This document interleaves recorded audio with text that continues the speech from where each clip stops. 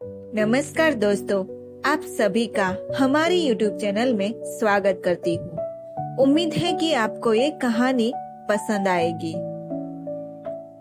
दोनों बड़ी धनिका अश्विनी रंगत भीड़ में ध्यान खींचती थी, जबकि श्रद्धा और परेमा गेहुए रंग के साथ साफ सुथरे नैन नक्श वाली थी। सभी बहनें आगे पीछे कर साथ साथ जवान हो रही थी।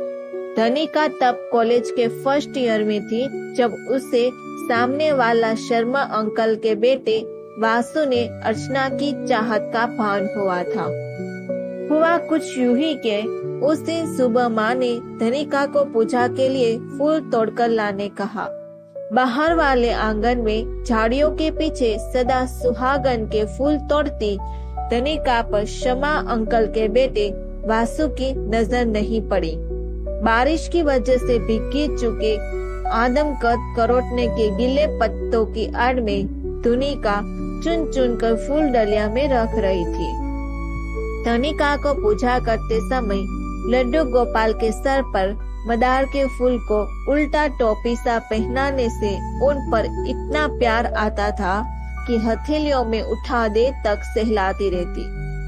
क्यारी के आखिरी होने पर डोलते इकलौते मदार को तोड़ने पत्थरों पर लगी काय की फिसल में पैर जमा आगे बढ़ी। लगातार 3 दिन से लगी झड़ी से गिल्ले पत्तों की भीनी भीनी सड़ाहट आ रही थी, लेकिन जाने क्यों भली लग रही थी।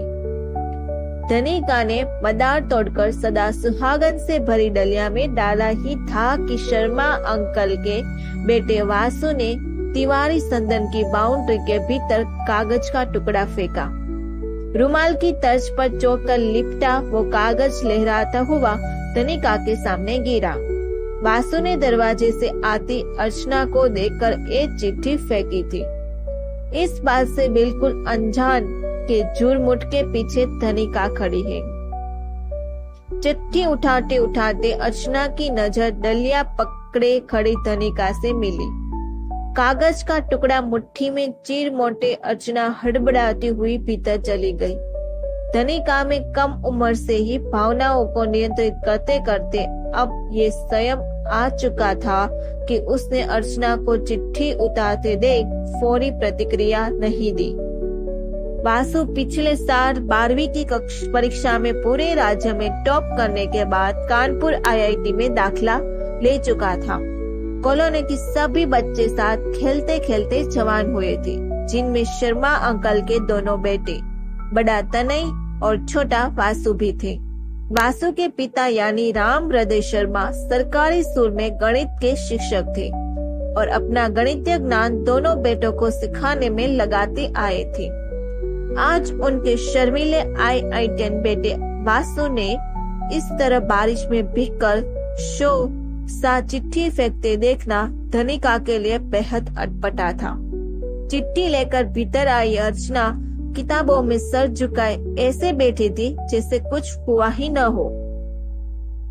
दुर्ग जैसे छोटे शहर में लड़की के अफेयर का जग जाहिर हो जाना इतनी बड़ी बात होती थी कि लड़की का परिवार मोहल्ला या शहर छोड़ दे, या फिर बेटी को किसी बुआ, मौसी या मामा के घर पढ़ने भेज दे और उधर से ही उसकी शादी करा दे, या फिर घरों में वो बवंडर मचे कि लड़की पिता या भाई के आगे आजीवन सर उठाकर जी न सके।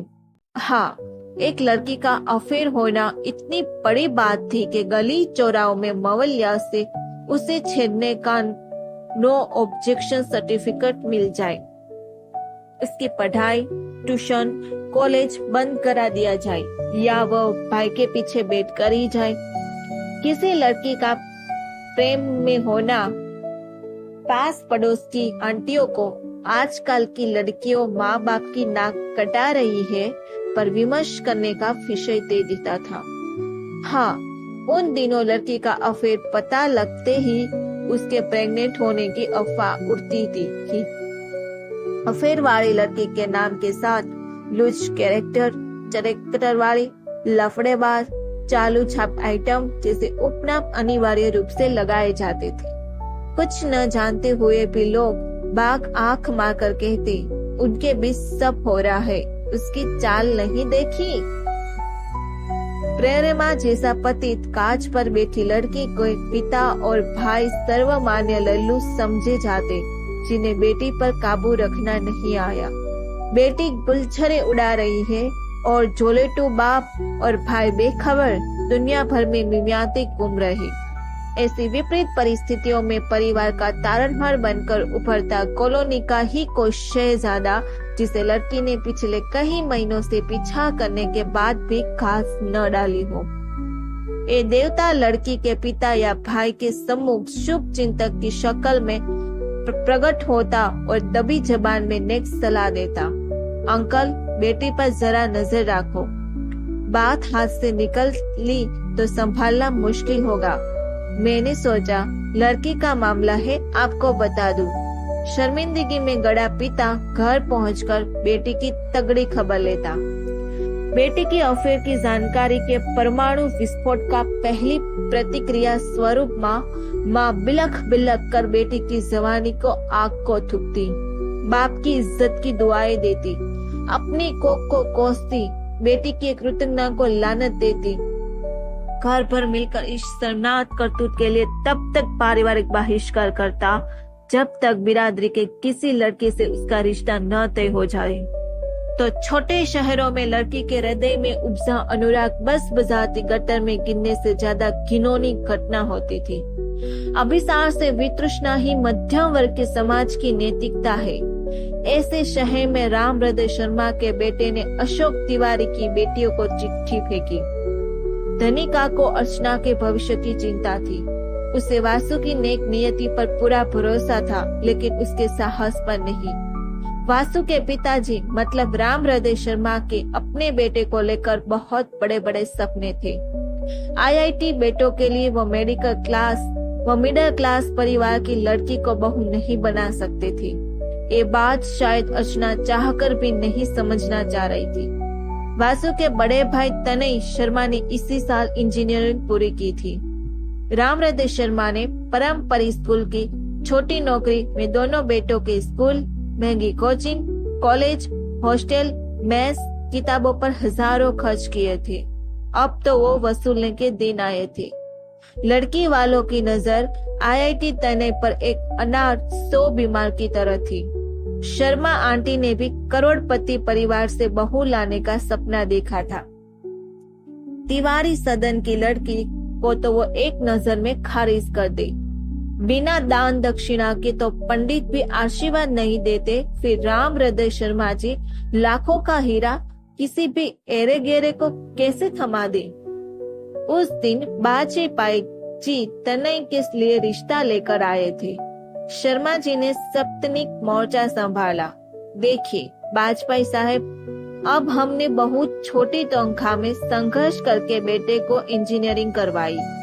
जानते तो है आप, प्राइमरी टीचर की कमाई। पिछले हफ्ते तनय का 2 मल्टीनेशनल कंपनी से कॉल लेटर आया, बढ़िया पैकेज दे रहे। दोनों जगह का इंटरव्यू क्लियर किया था लड़के ने। सैलरी स्टार्टिंग ही 5 फिगर में है। देखिए अब बम्बई या पुणे में से कहीं एक जगह ही ज्वाइन करेगा। इतने बड़े शहर में फ्लैट का किराया कितना होता है? हर महीने हजारों रुपया किराया देने से अच्छा है वहाँ खुद का फ्लैट खरीद लो। अब मेरी शक्ति तो है नहीं कि इतने बड़े शहर में उसे फ्लैट और कार खरीद कर दे सकूं। अगर तनय लोन लेकर इंस्टॉलमेंट के फ्लैट खरीदता भी है तो जिंदगी बैंक की EMI देते देते जाएगी। कार रहेगी तो आपकी बेटी ही वहाँ घूमेगी। कौन सा हम कार को दुर्ग ले आएंगे? वैसे भी अब इस उम्र में तो कार चलाना नहीं सीख सकते। हमारी तो स्कूटर भली। ये तो आजकल के बच्चों का शौक है। फला मॉडल की कार, फला मॉडल का AC। हम तो कहते हैं कार खरीदना आसान है, असल खर्च तो उसके मेंटेनेंस का है। राम हृदय जी ने लड़की वालों के आगे ये डायलॉग इतनी बार कहा था कि उन्हें अपने आधे घंटे का धारा प्रवाही अभिभाषण शब्द याद हो गया था। कर शर्कराती बैठ गई। ट्रे के बाजू में ही टेबल पर बादशाह पी जी की बेटी की तस्वीर रखी थी। वाजपेयी जी को लड़के वालों की अपेक्षाएं स्पष्ट हो रही थी। टेबल से चाय का कप उठाने का उनका मन चाहता रहा। बिटिया की मुस्कुराती तस्वीर चुपचाप लिफाफे में वापस डाल ली। शर्मा इनके बैठने का अंदाज बड़ा गर्वीला था। हो भी क्यों न। वाजपेयी जी की बेटी की तस्वीर, कुंडली और बायोडेटा समेटते देख ईश्वर को लाख लाख धन्यवाद करती। कब से इन दिन का इंतजार में थी कि कुबेर पुत्रियों की मेरे दरवाजों पर लाइन लगे। अब तो एक संडे खाली न जाता जब तनय के लिए कोई लड़की वाला न आया हो। ऐसे ऐसे घरों के रिश्ते आ रहे थे कि उनके बाथरूम के बराबर मेरे घर की बैठक है। माता रानी की कृपा है कि स्वयं का फल मिल रहा है। आज किसी फैक्ट्री मालिक की बेटी मेरी बहू बनकर आ जाए तो मोहल्ले भर की औरतों की छाती पर सांप लौटेगा। वाजपेयी जी चाय का आखिरी घुट हलक में उड़ले उठने का उपक्रम कर रहे थे कि शर्मा जी ने तक से आखिरी तीर निकाला। तनय की मम्मी, ललितपुर के त्रिपाठी जी का फोन आया था ना? शर्मा इतलाकर जवाब दिया। हाँ, कल ही तो आया था। नहीं, शायद परसों। अब दिन में 10 लड़की वालों के फोन आते हैं। याद रखना मुश्किल हो जाता है कि कब किसका फोन आया था। शर्मा जी खिसे निपोड़ते बाजी पी जी के कल वाले त्रिपाठी जी का किस्सा बयान करने लगे। त्रिपाठी जी बोल रहे थे कि शर्मा जी आप बात तो करिए। द्वाराचार में फ्लैट के रजिस्टर पेपर और कुबेर कलेवा में कार की चाबी रेडी है। क्या है ना वाजपेयी जी, सभी को अपनी संतान का हित चाहने का हक है। वाजपेयी जी ने अपनी उंगलियां आपस में फंसाकर आखिरी कोशिश की। जी, मेरी बेटी साइंस में गोल्ड मेडलिस्ट है। ट्यूशन में ही इतना कमा लेती है कि खुद में तहेज है। शर्मा जी बात बीच में ही काटते हुए हंसे। आगे चलकर बहू ट्यूशन व्यूशन पढ़ाती रही तो घर बार कौन देखेगा वाजपेयी जी? वाजपेयी जी को समझ आ गया कि बहू की शिक्षा से इन्हें कोई सरोकार नहीं है। जी, मैं आया कि जब शादी होनी नहीं है तो खरी खरी सुनाकर निकलूं। अबे वो भिखारी बीच चौराहे अपने लड़का दे लेकर दोनों मियाँ बीबी बोली काहे नहीं लगवाते। लेकिन लड़की का बाप तेज है, जानता है बिरादरी में बदनामी हो जाएगी कि इनकी लड़की को मना करो तो गाली गलौज पर उतर आते हैं। सो चुपचाप हाथ जोड़कर बाहर निकल गए। शर्मा चाय के खाली कप समेटे बिचौलियों पर बबड़ाती। ए मिश्रा पंडित को सब गरीब गुरबे लड़की वालों को बताने के लिए हमारा ही घर मिलता है। ऊपर से बैरागी और वैष्णव ब्राह्मण लड़की लानी ही नहीं है। ये ब्राह्मण दान दक्षिणा भिक्षाटन वाले किधर से दहेज देंगे? हमारे पूर्वज कन्या कुब्ज ब्राह्मण दरबार के राजगुरु ज्योतिचार्य होते थे। मेरे लड़के हीरा है हीरा। ब्राह्मणों में दूर दूर तक किसके बेटे IIT कर रहे हैं बताओ? मैं कहाँ उन्हें झोपड़ी के आगे बारात लेकर भेजूं? शर्मा इन जितनी उम्मीदें पाली थी उन्हें एक संपन्न समझिया ही पूरा कर सकता था। गणित टीचर पति के जेब से 1 रुपए के भी हेर फेर का मतलब 100 सवालों के जवाब देना था। बचपन में जब गुड्डे गुड्डियों का ब्याह रचाती तब से सोने के मोटे मोटे कंगनों का ख्वाब संजाई बैठी थी। लेकिन राम हृदय शर्मा से बनने के बाद कंगन आकाश कुसुम बन गए। शर्मा जी का घर की अर्थव्यवस्था पर एक छत्र कब्जा था। फिजूल में चवन्नी न निकालते। हर दिन के खर्च का ब्यौरा हिसाब कॉपी में दर्ज करते।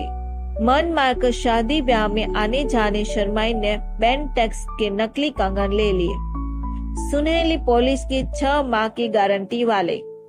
दूसरी ओर को ढसने से असल जड़ाव कंगन में हाथ मटाकर बात करता देख शर्मा इनका मन पति के लिए वितुष्णा से भर जाता। घर लौटकर अपने नकली कंगन का मिलान असली सोने के झुमकों से करके देखती।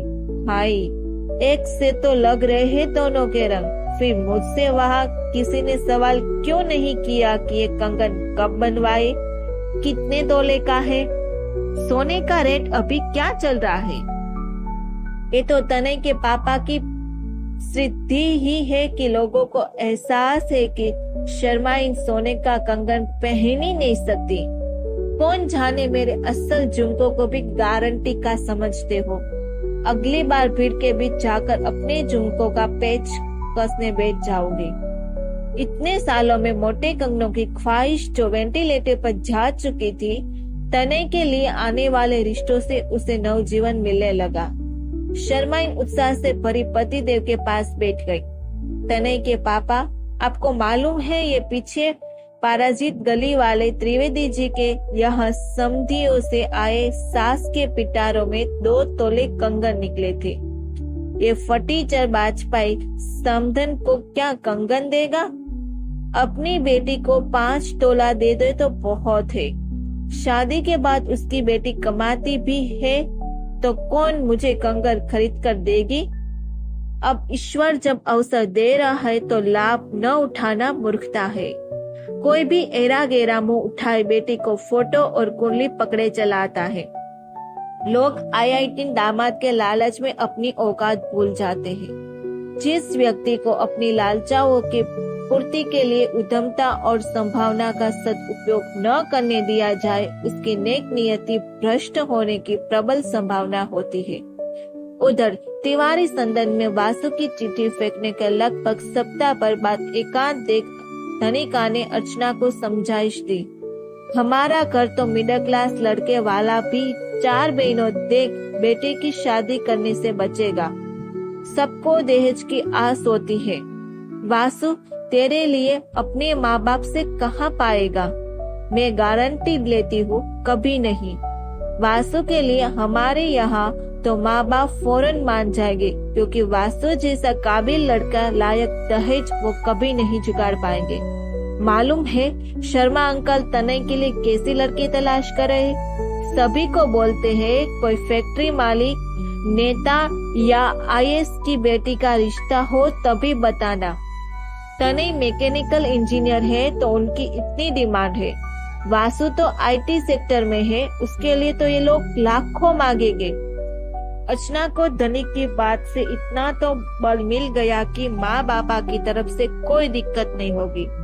अपने वासु पर उसे पूरा विश्वास था। इस बीच कानपुर से छुट्टियों में दुर्गा आया वासु कई बार अर्चना के लिए तिवारी संदन के सामने से सर झुकाए बेवजह आता जाता दिखता। वासु कानपुर जाकर भी अर्चना से चिट्ठियों से संपर्क में था। अर्चना की भिलाई वाली सिविक सेंटर कोचिंग में वासु का दोस्त बिपिन किताबें एक्सचेंज करने के बहाने अपने घर के पोस्टल एड्रेस पर आई वासु के लिफाफे किताबों में दबाकर अर्चना को दे देता। अर्चना जवाबी खत वासु के कानपुर हॉस्टल एड्रेस पर पोस्ट कर देती। 2 पंछियों की ये प्रेम कहानी रेशमी उड़ान पर रही थी। परियों सी खूबसूरत इस सिंड्रेला का राजकुमार अपनी आईआईटी की पढ़ाई पूरी करने के बाद खुद हाथ मांगने तिवारी संदन आने वाला था। बिल्कुल अरेंज मैरिज की तरह, पर ताकि दोनों परिवार उनके अफेयर के अनजान ही रहे। इस तरह रिश्ता मांगने के अर्चना पर ध्रुव चरित्र का कलंक न लग पाए। वासु जानता था कि उसकी मम्मी अफेयर रखने वाली लड़की को अपने घर की बहू नहीं बना सकती थी। अर्चना और वासु दोनों के पास पर्याप्त समय था, क्योंकि तिवारी संदन में अभी तो धनिका की शादी नहीं लगी है और वासु के घर पर भी तनय की बात पक्की नहीं हुई है। जिस दिन अर्चना को कोचिंग में विपिन चिट्ठी लाकर देता, उस दिन वो बाथरूम में बंद हो चिट्ठी पढ़ती। बार बार कागज में सबसे ऊपर उस जगह को चूमती जहाँ लिखा होता है डियर अर्चना। आह, वासु की उंगलियों ने मेरा नाम लिखा। अर्चना के कान लाल और चेहरा गर्म हो जाता। कल्पना में हॉस्टल के अनदेखे कमरे में चिट्ठी लिखते वासु को चित्र बनने लगता। डियर अर्चना, तुम बताना पड़ेगा क्या कि how much I miss you. मजे में हो ऐसा नहीं लिख सकता। बहुत बहुत याद आती है तुम्हारी। कॉलेज में सर पढ़ाते रहते हैं, तब भी मेरे दिमाग में तुम ही रहती हो। तुम्हारी पढ़ाई सही चल रही होगी। लास्ट टाइम जब बिपिन तुमको लेटर देने गया था तो बता रहा था कि तुम पिंक ड्रेस में बहुत खूबसूरत लग रही थी। यहाँ मेरे रूम के बाहर दिसंबर की ठंडी मगर सुनहली धूप खिली है। लेटर लिखते लिखते मुझे शिवनाथ के तट पर हमारी पिछली मुलाकात की तुम्हारी खिलखिलाहट याद आ रही है। पहाड़ी नदी सी चंचल, गजल सी मखमली तुम्हारी हंसी, तुम्हारी आंखें गंभीर, अथाह, विस्तृत, पनीली, गहरी, जिनमें मैं कोलंबस बन खुद को तलाशता रहता हूँ। उन मायावी रूहानी आंखों की भूल भुलैया में खुद की यात्रा को भूलना भटकता कोलंबस हूँ मैं। अब शाम शिवनाथ घाट पर जब हम साथ थे तब जैसे समा थम गया, फिजा सम गया, वक्त ठहर गया हूँ। धूप की सुनहली किनारे तुम्हारी रेशमी जुल्फों से छनकर उज्जवल धवल मुस्कान को सहलाती गुजर रही थी। तुम्हारी खुशबू को महसूस करते हुए मेरे दिल का दर खान बदोश हो जाना मुझे कभी अचंभे में नहीं डालता। उस मायावी वक्त में लम्हा उलझाकर गुजरना भूल गया था, जैसे उस दिन सामने अमलतास के पत्तों पर झिल मिलाते जल बिंदु तुम्हारी झलक के लोभ में भूल गए, फिर पत्तों से फिसलना। तुम्हारे चेहरे की ललाई देखने सूरज ने ठिठक कर जरा देर के लिए ढलना टाल दिया था। हर सिंगार पीछे से चुम चुम कर तुम्हारे गालों की रौनक निहार रहा था। कानपुर में यहाँ इस दुनियादारी के जंजाल, मेरे हॉस्टल कॉरिडोर के मगडाजाल, मेस के बोरिंग खाने और कॉलेज के उबाऊ लेक्चर, असाइनमेंट की डेडलाइन, प्रैक्टिकल की कॉपियों की निरस्ता से दूर दूर के शिवनाथ तट की निर्मल, निर्दोष, लचीली, मोरपंखी, रेशमी मुलाकात बहुत याद आ रही है। तुम खामोश रहकर अबोध आंखों के कोरों से गुलाबी परेन को डोरों से सब कुछ कह देती हो। मेरी अर्चू, शीशे सी नाजुक स्मित, मृदुल अर्चू और मुस्कान के मोती बिखरती उज्जवल। तुम साथ होती हो तो मेरे भीतर पसरे गहन अंधकार में झिमर झिमर जुगनू मंडराने लगते हैं। कानपुर लाने के लिए जहन की तिजोरी में बटोर लिए मैंने तुम्हारी मुस्कान के वो कीमती मोती। उस शाम शिवनाथ की लहरों पर नाचती सुनहली झिलमिलाती किरणें जरा देर के लिए नदी छोड़ी हरी धूप पर मंत्र मुक्त बैठ गई थी। उपलब्ध एकटक निहारते हुए एक मृदुल देवकन्या का कुदरत की इस बड़ी घटना से बेखबर तुम चुपचाप अपनी नजर दुर्ग क्षितिज में जमाई थी। और अर्चू, तुम इस बात से भी अनजान थी कि तब सूरज पश्चिम से नहीं मेरे जहन में डूब रहा था, क्योंकि मुझे मालूम था कि कल शाम ठीक इसी समय मैं कानपुर की ट्रेन में बैठा तुमसे बहुत दूर जा रहा होगा। तुम खिलखिलाकर घुंघरू में जंकार खोल रही थी। तुम्हारे संग मरमर से गालों पर फिसलती रेशमी जुल्फों की भागदौड़ को अपनी उंगलियों से विराम देने को बड़ा मन था मेरा। यहाँ रूम में मेरी बोरिंग किताब के बीच में दबाई हुई तुम्हारी तस्वीर इस तपते रेगिस्तान से सिलेबस में शीतल सुखद छाव है। किताब के पन्ने पलट पलट कर हर थोड़ी देर में तुम्हारी तस्वीर देख शिवनाथ तट की सैर कर लेता हूँ। तस्वीर इतनी देर देखता हूँ कि जरा देर बाद तुम्हारी मुस्कान कागजी लगने लगती है। क्या यार, कैसे कटेंगे ये दिन? अभी कम से कम 2 साल और है। कानपुर आते ही पहले ही दिन से अगली ट्रिप पर दुर्ग जाने के दिन गिनने लगता हूँ। अपना ख्याल रखना। इस सेमेस्टर में भी तुम्हारे वासु ने टॉप किया है।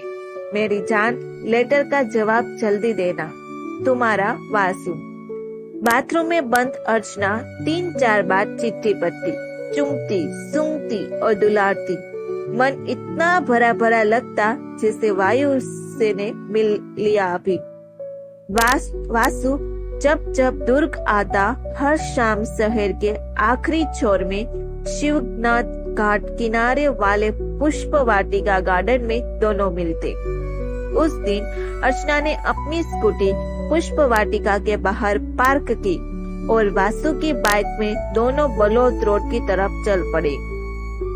दुर्ग से दूर जाते हुए होले होले शहरी गर्दो गुबार के विराल होने पर सड़क के दोनों तरफ पेड़ों की ठंडी ठंडी छाव उगने लगी।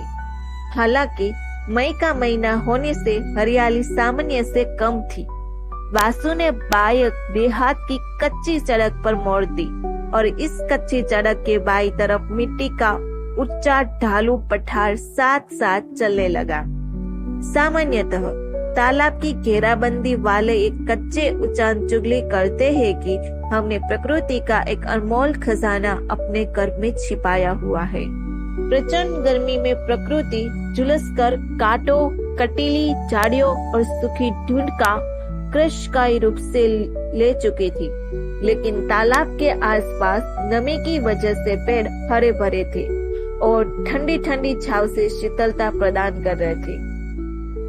आग बरसती इस गर्मी में भी तालाब लबालब और कमल के फूलों से अटा पड़ा था। एक ठंडक, ये मौसम, निस्बद्धता, उड़ते पंछी, कुकती शांति और हल्की लहरें उठाते तालाब के हरे पानी का अद्भुत सौंदर्य एक स्वर्गीय दृश्य का चित्र खींच रहे थे।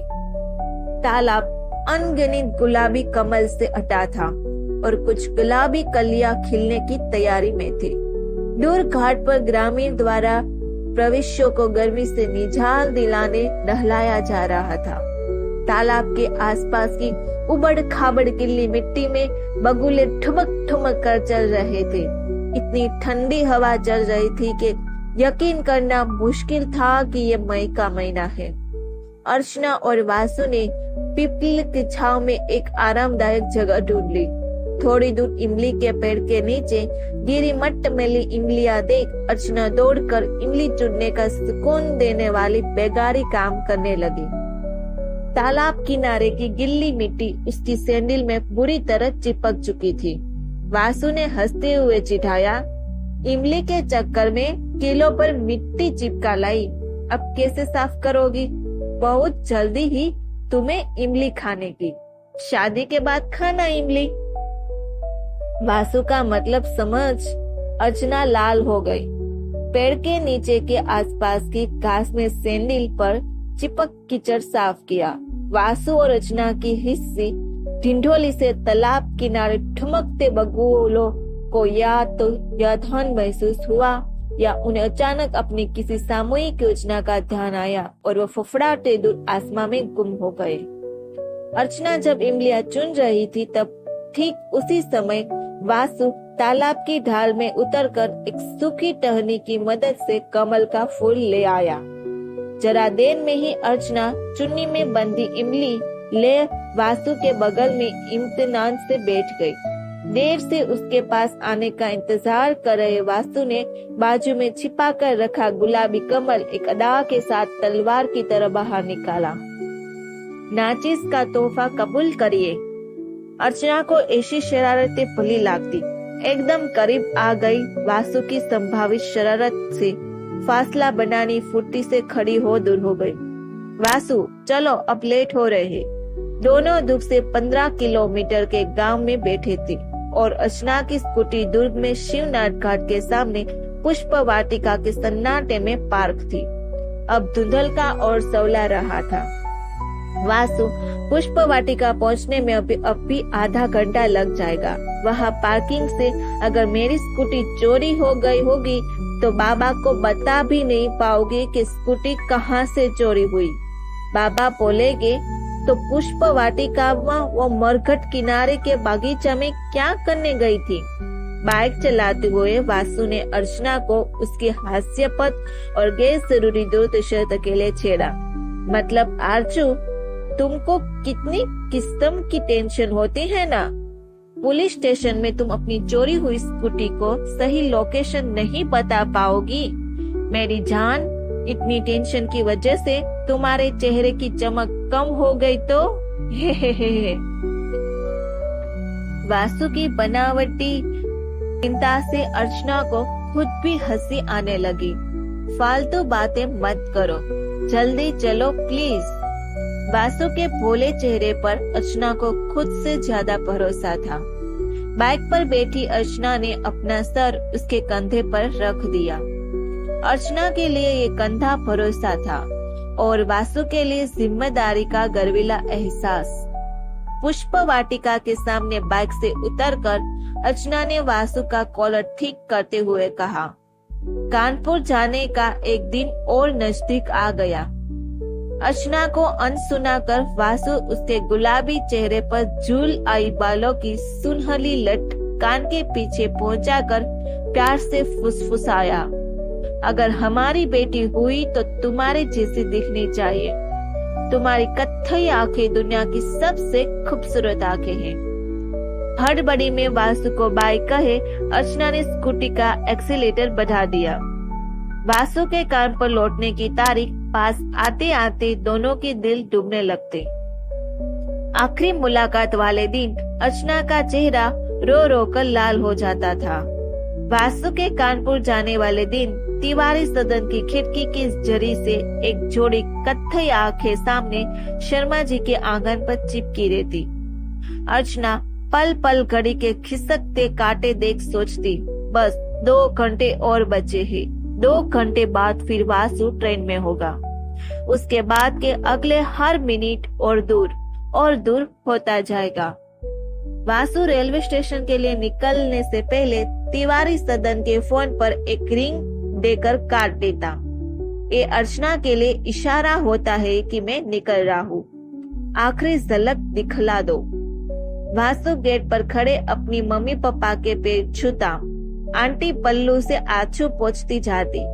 तिवारी सदन की खिड़की से जागती कत्थई आंखें आंसुओं से भीग रही है, ये बात सिर्फ वासु को पता होती।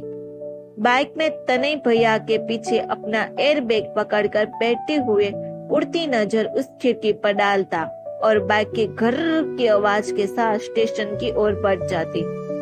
अर्चना को अब खिड़की से वासु नहीं दिख रहा, लेकिन अंकल आंटी को सड़क पर खड़े होने की वजह से अभी भी दूर जाते बेटे की पीठ देख रही है।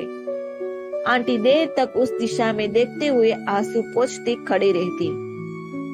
जिस दिन वासु जाता वो दिन बड़ा बोखला और लंबा होता है। दूसरे दिन वासु कानपुर पहुंचते ही रेलवे स्टेशन से अर्चना को फोन लगाता। अर्चना को छोड़ कोई और फोन उठाए तो कट रिसीवर रख देता। परेमा या धनंजय की हेलो पहचान कर पूछता। ये दोनों फोन से ही चिपके बैठे रहते हैं नालायक। अर्चना समझ जाती कि उसने वासु को कॉल मिस कर दिया। दोनों परे में आंखों डूबे अनजान थे कि इंसान सपने देखता है, योजनाएं बनाता है, उम्मीद से ख्वाब पोसता है, इस बात से बेखबर कि भविष्य की परतों में अनगिनत हाथ से छिपे होते हैं। वासु और अर्चना ने तो अपने होने वाले बच्चों के नाम भी सोच रखे थे। वासु ने अर्चना के कंधे हल्के से दबाते हुए ऐलान किया, अपनी बेटी हुई रशीम नाम रखेंगे और बेटा हुआ तो आर्यमन। बेटी तो मुझे तुम्हारे जैसी दूध धुली चाहे। तिवारी जी इतने काले, तुम गोरी कैसे हो गई? अर्चना ने इठलाकर जवाब दिया, माँ तो गोरी है ना। वासु, तुम्हारी माँ का फेस कट देखा है? अर्चना हंसी पर नियंत्रण नहीं रख पा रही थी। मार खाओगे वासु? वासु ने यह भी निश्चित कर लिया था कि शादी के बाद किस मॉडल की कार खरीदनी है। अर्चना गदगद होती कि वासु और वो कार में घूमेंगे। कल्पना में हमेशा उसका और वासु का दिल्ली बॉम्बे जैसे महानगर में एक खूबसूरत फ्लैट होता, जिसकी ड्राइंग रूम की दीवारें हल्की गुलाबी होती। वह ख्वाब देखती कि शाम को वासु ऑफिस से आएगा, वो दोनों बालकनी में बैठकर चाय पिएंगे। घर के बाहर लड़की की एडिटिंग नेम प्लेट पर लिखा होगा वासु शर्मा और अर्चना शर्मा। नहीं, अर्चना तिवारी शर्मा। मैं बाबा का दिया सरनेम नहीं छोड़ पाओगे। तिवारी से जुड़े रहने में अहम नहीं बल्कि बाबा की दी पहचान है। अपने पीछे की आधी जिंदगी से प्रेम है। तिवारी से वह समूल नहीं कट सकती।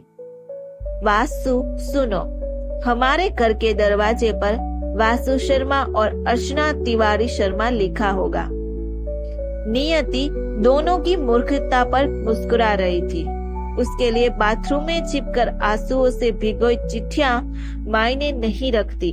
इतनी बड़ी दुनिया में किसी का दिल टूट जाना, सपनों को बिखर जाना, हमेशा के लिए बिछड़ जाना बेहद मामूली घटनाएं हैं। वासु कानपुर से बुधवार की रात ठीक 8 बजे फोन करता था। अर्चना उस दिन शाम से ही फोन के पास से दिखती न थी। पहली रिंग बजी और लपक कर रिसीवर उठाते ही अनवरत मन मुस्कान और मिश्री धुली आवाज में सिर्फ हाँ वो ठीक है ना से ज्यादा कुछ नहीं, क्योंकि छोटे से कमरे में आसपास से गुजरती हुए कहीं कोई कुछ सुन न ले। लेकिन वासु बुध पर होने की वजह से अपने कॉलेज हॉस्टल के हफ्ते पर के किस्से बेबाक सुनाता, बेशुमार शरारत भरी बातों से अर्चना को सुर्ख करता। धनिका को अनुमान था कि अर्चना फोन पर वासु से बातें कर रही है, इसलिए जब तक अर्चना फोन में होती धनिका श्रद्धा और प्रेमा को बातों में उलझाकर उस कमरे में जाने से रोके रखती ताकि वो निश्चित बात कर ले। अर्चना इस साल सेकंड ईयर में थी।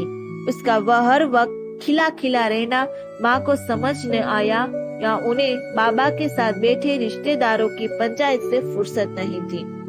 दादी के जाने के बाद भी माँ आदतन बाबा को घेरे रहने में व्यस्त होती। उन दिनों वासु छुट्टियों में दुर्ग आया हुआ था। अर्चना सुबह से नहा धोकर अपना पूरा वक्त बाहर आंगन या सामने वाले कमरे में ही गुजारती, जहाँ से वासु का आंगन स्पष्ट दिखता था। दुर्ग में होने पर भी घरवालों की उपस्थिति में फोन पर लंबी बातें संभव न थी, इसलिए दोनों एक दूसरे को लंबे लंबे खत थमाते रहते। तिवारी संदन के भीतर ऐसा ही एक खत फेंकते उसे धनिका ने देखा था। वासु खिड़की के सामने तिवारी संदन पर नजर जमाए नंबर डायल करता था। कई दफा फोन की घंटी बजती है। धनंजय और प्रेमा में रिसीवर उठाने से धक्का मुक्की होने लगती। प्रेमा दौड़कर पहले फोन उठाती। हेलो हेलो, किससे बात करनी है? हेलो कौन है? बोलते क्यों नहीं है? सुनाई नहीं पड़ रहा है? बेरे हो क्या? अच्छा गूंगे भी हो? वासु चुपचाप फोन काट देता। धनंजय बावजू में खड़ा पूछता, किसका फोन था? प्रेमा रिसीवर रखते हुए मुंह बिचकाती, ब्लैक कॉल। धनंजय को प्रेमा को छोड़ने का मौका मिल जाता। तेरी हेलो सुनकर उसे लगा कि फोन पर भैंस कैसे रंभा रही है, लगता है किसी खंटाल का नंबर लग गया। ये सोचकर फोन रख दिया उसने। प्रेमा धनंजय को मुंह तोड़ जवाब देती इससे पहले ही फोन फिर गनगनाने लगता। धनंजय ने पहली ही रिंग पर प्रेमा से पहले रिसीवर फुर्ती से उठाया। हेलो हेलो हेलो, कौन है भाई तू? प्रेमा का हंसते हंसते बुरा हाल हो गया। उसे लगा फोन पर कुत्ता कैसे भौंक रहा है, लगता है किसी डॉग फार्म हाउस में फोन लग गया। सोचकर फोन काट दिया। अरे भैंस, कोई नया जोक मार, जोक में भी मेरी ही नकल। फोन कटने के बाद प्रेमा और धनंजय की लड़ाई वासु अपने कमरे में बैठा सुन रहा था। दोनों में कई एक आज वीर गति को प्राप्त होगा। फोन करने से अच्छा तो खत लिखना ही है, कम से कम जी भरकर बात कर लेता हूँ। वैसे भी फोन पर अर्चना डर के मारे लगातार कहती रहती, अब रखूं अब रखूं। गुस्से में वासु के हाँ रखो कहने के बाद भी जाने क्यों वो रिसीवर न रख कर देर खामोशी से सुनती रहती। फिर शर्माते हुए कहती, पहले तुम रखो। वासु और अर्चना ने फोन पर एक कोड बना रखा था। पहले 2 बार रिंग देकर कट फोन काट देते ताकि समझ आ जाए किसका फोन है और फोन के पास आकर तैयार रहे, ताकि अब की बार रिंग बजते ही घर में किसी और से पहले उठा ले। कल शाम पुष्प वाटिका में अर्चना से मिलकर आने के बाद वासु का दिल जाने क्यों बहुत भारी लग रहा था। अर्चना का भोले चेहरे का दुनिया से छिपाकर कहाँ रख ले वो। आज सुबह से ही बार बार छत पर जाने के बाद भी तिवारी सदन की छत पर उस चांद से चेहरे को नहीं देख पाया। अर्चना से कल की मुलाकात के बाद ऐसा खालीपन क्यों है। वासु अपनी प्रैक्टिकल कॉपी के बीच का लंबा पन्ना फाड़कर एक लंबी चिट्ठी लिखने लगा। कागज पर स्नाही की जगह जज्बात तरल हो बह रहे थे। उसने सोचा कि कल शाम की मुलाकात में जितनी दिलासा नहीं दे पाया वो सब आज इसमें उतार दूं। पल भर को लगा जैसे अर्चना सामने बैठी है।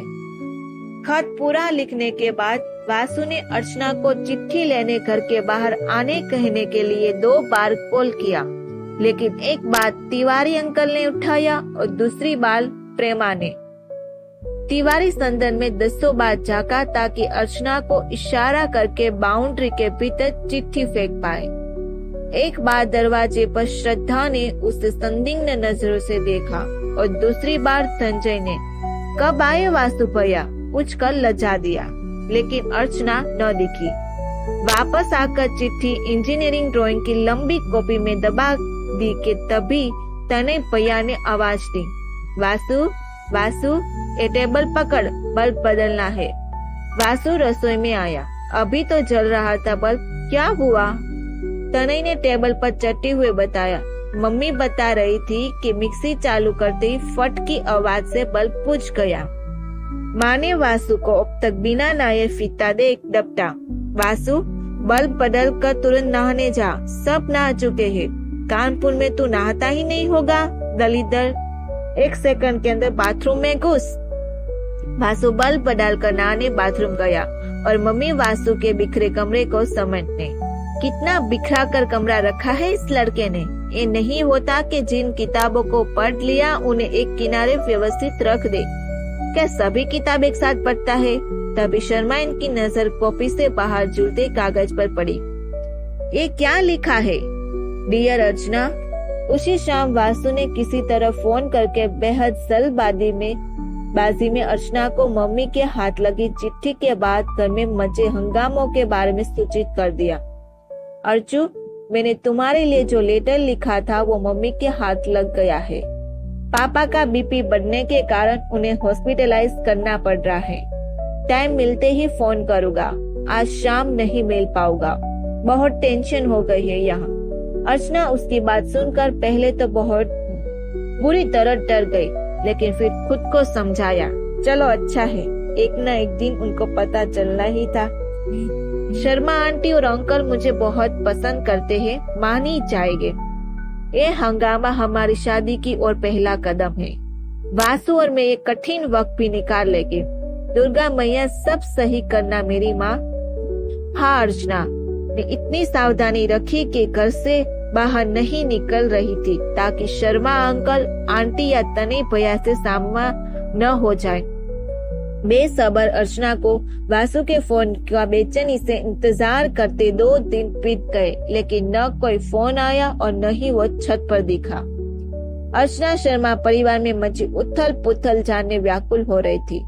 अंकल आंटी तो मुझे कितना पसंद करते हैं, उन्हें नमस्ते करते समय मैं अतिरिक्त नम्रता का प्रदर्शन करती हूँ। क्या वो लोग मेरे लिए बहुत बुरा भला कह रहे होंगे? अरेंज मैरिज के दिखावे वाला वासु का प्लान तो चौपट हो गया। कुछ अच्छी खबर होने पर वासु खुद मुझे फोन कर देता। क्या सबके बीच बहस हो रही होगी? तने भैया शादी ऑब्जेक्शन करेंगे। इनका घर बाहर से तो बहुत शांत लग रहा है, बहस की कोई आवाज भी नहीं आई। आंटी सुबह कपड़ा सुखाते दिखी थी। इनके घर की दिनचर्या में कोई फर्क नहीं दिख रहा है, लेकिन आज ये इमारत उतनी ही उदास दिख रही है जितनी जब वासु दुर्ग में नहीं होता तब दिखती है। वासु के आंगन पर नजरें टिकाई अर्चना शर्मा आंटी को बाहर निकलता देख खिड़की के पीछे छिप गई। अभी निराश होकर अर्चना भीतर आई थी कि वासु की बाइक की चिर परिचित ध्वनि सुनाई दी, तो फिर दौड़कर खिड़की तक आई। शिट, ये तो तने भैया है। इनके हाथ में लंच बॉक्स है। क्या ये अंकल के लिए हॉस्पिटल टिफिन लेकर जा रहे? हे भगवान, यदि मेरी वजह से अंकल को कुछ हो गया तब तो हमारी शादी ब्रह्मा, विष्णु, महेश भी नहीं करा सकते। मम्मी के हाथ चिट्ठी लगने की सूचना वाले उस अंतिम फोन के बाद अर्चना लगातार फोन के आसपास ही बनी रहती या सामने वाले कमरे के वासु के घर में झांकती। क्या शर्मा अंकल की तबीयत ज्यादा बिगड़ गई? वासु को एक बार भी ख्याल नहीं आ रहा कि मुझे अपने घर के तनाव, परिवार के फैसले या रवैये की खबर करता रहे। कितना निर्मोही है, मैं कितनी परेशान हूँ, उसे इस बात की भी कोई फिक्र नहीं है। घर में फोन नहीं कर सकता तो बाहर निकलकर टेलीफोन बूथ से बात कर सकता है। दूध पीता बच्चा नहीं है कि घर से बाहर न निकल सके। मैं किसी भी कमरे में रही पर कान फोन की रिंग पर ही थे। कोई ब्लॉक कॉल नहीं आया, मतलब उसने बात करने की कोशिश ही नहीं की। वासु के आखिरी फोन को अब 1 सप्ताह से ऊपर हो चुका था। पिछले 4 साल में कभी भी बातचीत में इतना लंबा अंतराल न हुआ। घबराहट, व्यग्रता, तनाव और जिज्ञासा और अधीरता से अर्चना अब बावली हो चुकी थी।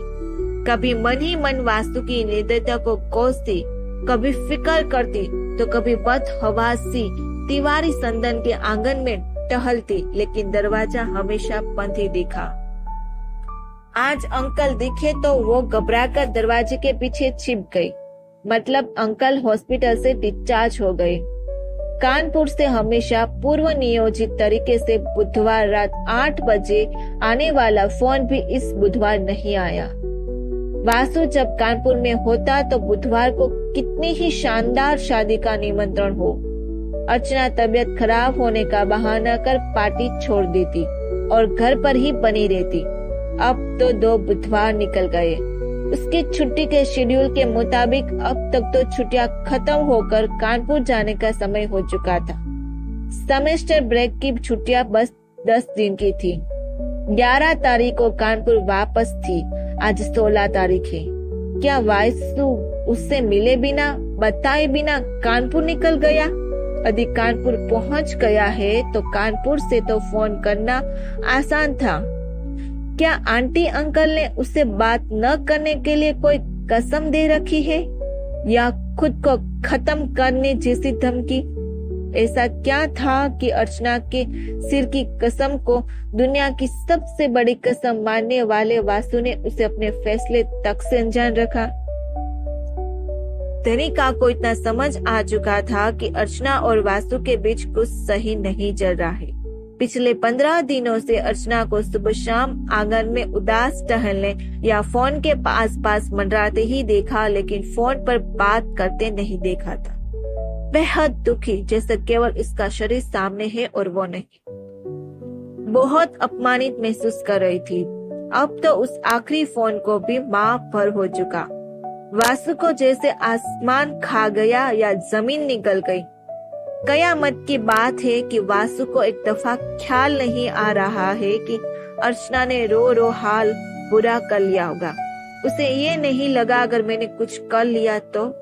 महीना भर गुजर चुका है, मतलब ये तो पक्का है कि वासु मुझसे मिले बिना कानपुर वापस लौट चुका है। वहाँ तो उसके मम्मी पापा नहीं है, वहाँ सिर्फ मुझे फोन कर सकता है। उनसे इतनी वफादारी, और मैं, क्या वो मुझे मेरी तरह पूरी रात आंसू बहाते याद नहीं करता? क्या मेरी लिखी सारी चिट्ठियां उसने जला दी होगी? वो सारे ग्रीटिंग कार्ड फाड़ दिए होंगे जिन्हें किस तरह बचत से खरीद कर मैंने अपने लिपस्टिक निशानों से सजाया और सारे जहां का प्रेम से भिगोया था। अर्चना सिविक सेंटर में अपनी कोचिंग के बाहर निकलकर पार्किंग में देर तक इधर उधर देखती खड़ी रहती कि कहीं विपिन वासु की कोई चिट्ठी लेकर आए और मुझे न पाकर वापस न चला जाए। विपिन को वासु की चिट्ठी लेकर नहीं आना था, वो नहीं आया। रात सब सोने चले गए तो अर्चना पढ़ाई का बहाना करती बैठक में कॉपी पुस्तक के लिए चुप बैठी रही।